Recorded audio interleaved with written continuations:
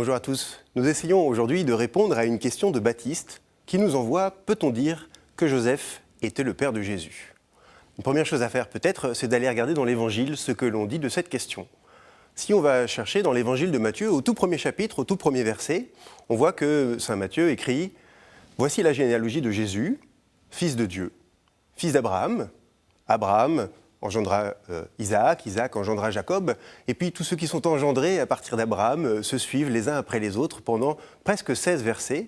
Et puis à la fin, on découvre que Jacob engendre Joseph, l'époux de Marie, de laquelle naquit Jésus-Christ. On dit bien que Jésus ne naît pas de Joseph.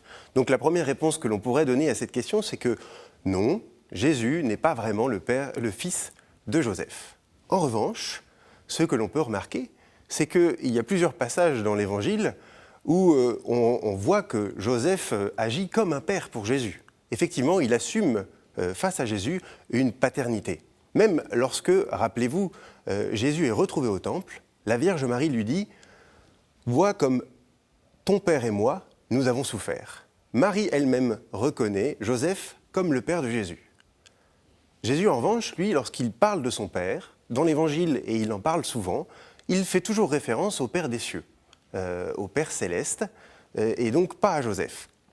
Alors qu'est-ce que cela signifie ? Eh bien, ça signifie tout simplement que, évidemment, Jésus n'a qu'un seul Père, et c'est celui qui est aux cieux. En revanche, la paternité humaine a été assumée par Joseph de plusieurs manières. La première manière, c'est que Joseph a accueilli Jésus dans sa lignée. On savait, les prophètes l'avaient annoncé, que le Sauveur devait descendre de David. Eh bien, si Jésus descend de David, c'est bien à travers la lignée de Joseph. Joseph l'accueille comme un père dans sa lignée. Ensuite, évidemment, Joseph l'accueille dans sa famille, une famille humaine qu'on appelle la Sainte Famille, et il va l'accueillir avec délicatesse et tendresse. Et puis une autre chose aussi que l'on peut remarquer, c'est que c'est à travers le visage de Joseph que Jésus va découvrir ce que c'est qu'avoir un père. Et ensuite, lorsqu'il parlera du Père, il aura peut-être en tête ce que Joseph lui aura fait découvrir tout au long de son enfance, tout au long de sa croissance. Alors c'est vrai aussi pour nous.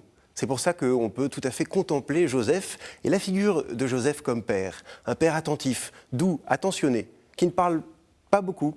Il est très discret, mais il est pourtant toujours présent quand on a besoin de lui.